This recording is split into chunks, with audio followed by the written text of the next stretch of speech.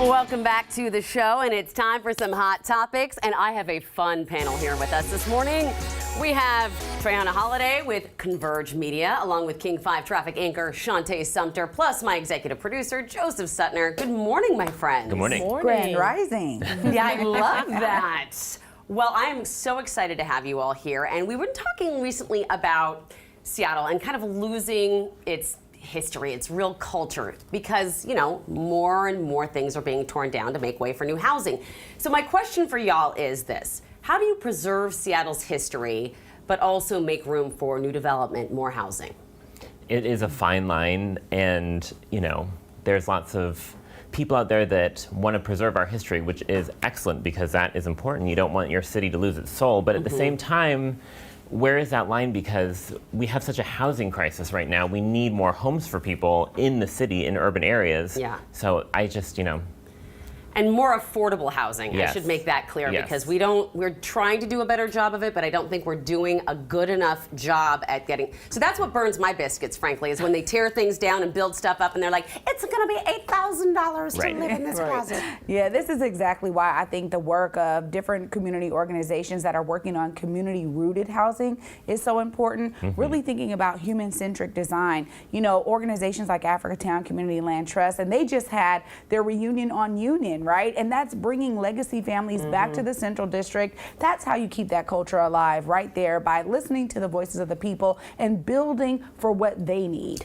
Yes. Exactly. Absolutely. Yes. And what they can afford as well. So, yeah, as you mentioned, that is great. And as we talk about preservation and progress, like Joseph and Trey just mentioned, I think it's just very important that as we continue to progress, you don't lose what's important. So as she mentioned, like making sure that families who are traditionally in those areas are able to stay there, because sometimes we see affordable and then I look at some of these prices and I'm like, who can afford it? Who can afford it? Right. Absolutely. Oh, yeah. That's really interesting to know. Speaking of progress, or maybe lack thereof, so I guess 5 Starbucks stores have closed in Seattle, which is something I never thought I'd see. I saw one close down by my house a couple years back, and I went, wow, that's a first.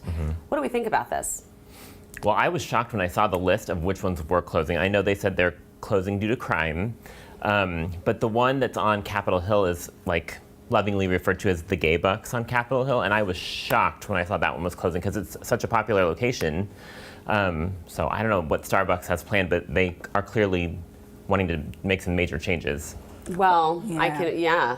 It's a tough one, you know, honestly. I agree with you, Joseph. When I saw that the 23rd Ave and Jackson Street Starbucks is closing, I know lots of legacy members of the community of the Central District that go there to conduct business. It kind of became a love spot, even though originally people were kind of protesting to have it come there because we were like, what is this? We didn't know what Starbucks was yet. And so to see that on the list due to crime, it's one of those things where I'm like, where are people going to go now to host their meetings? Yep. and Pike and Pine, right? Not Pike and Pine, Pike and First, Yeah.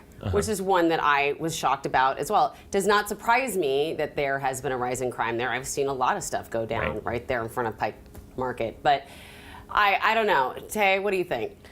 Well, you know, to play the devil's advocate card, I know we've been covering this story on the news side, and some of the Starbucks workers don't feel that crime is the only issue. Some of them have been seeing concerns about the stores that wanted to start a union. So I feel like there needs to be some more investigating into what exactly is happening. But I do know last week we asked Starbucks about the data on the crime, and they said everything isn't reported. So it is a little murky. So I'm just interested to see what happens, and if someone digs deeper into, are those stores specifically being targeted? Because if so, then that is problematic. Yeah. Definitely. That's a And great point. I'm wondering, are they just closing them, or are they going to open new locations to Near- replace those, or is it just getting rid of them? You know. Okay.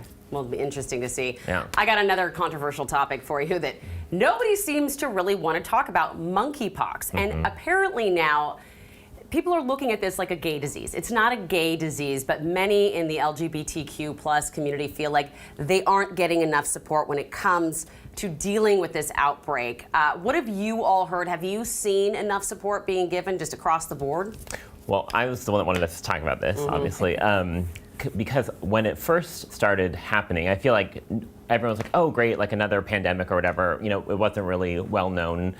And then as time has gone on the East Coast, I've seen many gay men who I like follow on social media saying like, oh my gosh, like my friends are talking about getting the vaccine. Are you getting it? Where are you finding it? I'm having to go to Canada to get it, which is just, and then I was like, oh my gosh, like very alarmed. And then I was kind of looking to see like who in Washington state is talking about it. My friend group's not really talking about it yet, but I feel like it starts on the east and moves west, I guess. I don't know.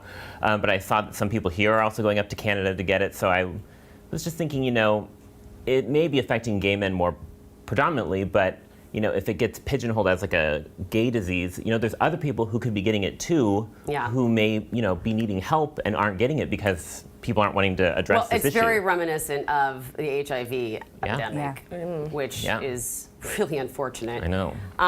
But also, I will say, I've seen King County Health Department, our own county here, where King resides. It seems like they've been pretty proactive with educating people, at least what I've seen on social media. So hope that continues. All right, I want to celebrate for a second because we have to note that our hometown team, the Mariners, have won 14 in a row. How excited are we? This is really exciting, honestly. And even when we think about some of the historic moments of the Mariners, you know, I was just watching a clip where Ken Griffey Jr. batted it all the way across the street. It was like the first person to ever do it. And now we're getting excited because we have some really top-tier talent right here on the Mariners. I know our Mariners fans are going buck crazy right now. It's exciting. I love it. I'm so excited. We're talking about a record that I think, what was it, 2001? So that is a long time coming. I know Friday's game is already sold out, so fans are definitely excited. You know, I'm a new Mariners fan, so I don't feel like I've been through the rough, you know, part of it. You came just at the right time. So I'm still content. I'm like, you know, okay, let's go. And the other people are like, we'll see. All right, well, let's keep that positive energy flowing. Final talking point of this session. Skittles. Apparently, a new report says Skittles may be toxic. There's a lawsuit right now against, and I have to say, I don't know. I love Skittles. It's the titanium dioxide, I think they said, in the coloring is the titanium dioxide in the color ingredient. Yeah. I mean, one of the things that really trips me out here in the United States, we have a lot of different things in our foods that are banned in other countries around the world. And so this is another one of those, y'all. I mean, for you Skittles lovers out there, you may want to, you know, hold off. Looks like there's a lawsuit going out right now. We'll see how this pans out because honestly, I think after Marshawn Lynch, Skittles are kind of beloved here. I know. They're part of our culture here when it comes to sports ball.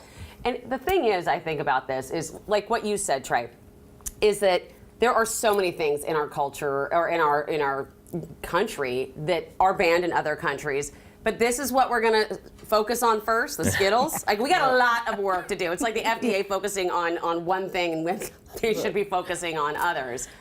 I don't know. What do you think? I read that whatever this ingredient, I think Skittles agreed that they would phase it out over 6 years. So clearly something is wrong. You don't just phase out things that don't have any issues. However, I'm also that person that still might eat a Skittle. But I am. Oh, just the smell. I ate too many when I was a kid and I got sick once and I'm still traumatized by that, so I can't Oh, eat so the you Skittles. can't? You can't? I'm sorry, my It's a no friend. for All me. right. Well, hey, will y'all stick around for just one more round of Hot Topics, please? We got you. Okay. All right. Later in the show, we're going to be talking about our thoughts on love, from giving gifts to love at first sight. Ooh. Well, thanks to our Hot Topics panel for bringing the heat.